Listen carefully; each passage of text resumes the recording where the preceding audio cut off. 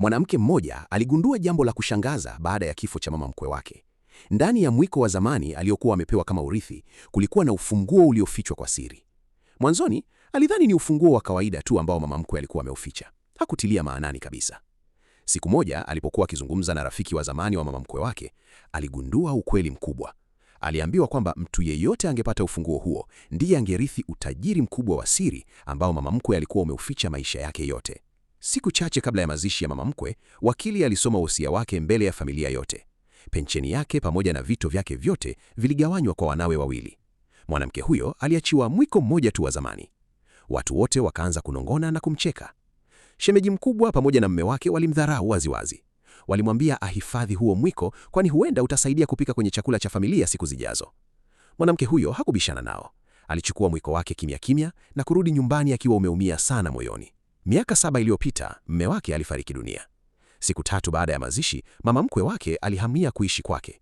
Si kwa sababu alimpenda, bali watoto wengine walikataa kuishi naye kwa visingizio mbalimbali. Mwanamke huyo alimchukulia mama mkwe wake kama mama yake mzazi. Alimtunza kwa upendo mkubwa nyumbani kwake kwa miaka yote hiyo. Lakini mama mkwe hakuwahi kuonyesha shukrani hata kidogo. Badala yake, aliwapendelea sana watoto wake wengine na wake zao. Hali ilizidi kuwa mbaya baada ya mwanamke huyo kujifungua mtoto wa kike, huku shemeji mkubwa akiwa ujauzito wa mtoto wa kiume. Siku moja, mwanamke alipika supu ya kuku kwa ajili ya afya yake, lakini mama mkwe aliichukua na kumpa shemeji mkubwa. Shemeji huyo alijifanya mwenye huruma na kusema mwanamke naye anywe kidogo ili apate nguvu. Lakini mama mkwe alisema wazi kuwa mwanamke huyo hakustahili supu hiyo kwa sababu amezaa mtoto wa kike. Maneno hayo yalimuumiza sana, lakini alivumilia kimya kimya. Miaka 3 iliyopita, mama mkwe alipata ugonjwa wa kupooza na kulazwa hospitalini. Mwanamke huyo ndiye aliyekuwa akimhudumia kila siku baada ya kutoka kazini. Alikesha hospitalini, alimlisha na kumtunza bila kuchoka.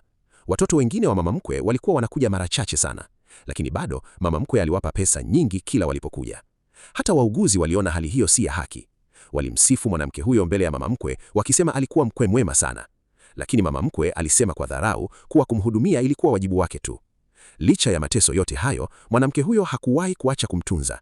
Aliamini kuwa mama mkwe na mtoto wake wa kike ndiyo familia pekee aliyobakiwa nayo kutoka kwa marehemu mume wake. Hakuwahi kufikiria kuwa angeonekana kama mgeni hadi mwisho wa maisha ya mama mkwe. Siku moja, akiwa anajiuliza afanye nini na ule mwiko wa zamani, binti yake alirudi kutoka shule na kuuona. Mtoto akasema kwa maajabu kuwa bibi yake aliwahi kumwambia kuwa angemwachia yeye na mama yake kitu chake cha thamani zaidi. Mtoto akauliza, inawezekana huu mwiko ndiyo kitu hicho cha thamani? Mwanamke akashtuka ghafla. Akaanza kukumbuka maneno mengi ya ajabu ambayo mama mkwe alikuwa akimwambia kabla hajafa. Mama mkwe aliwahi kusema kuwa hakumwachia pesa, lakini alimwachia watu kumsaidia.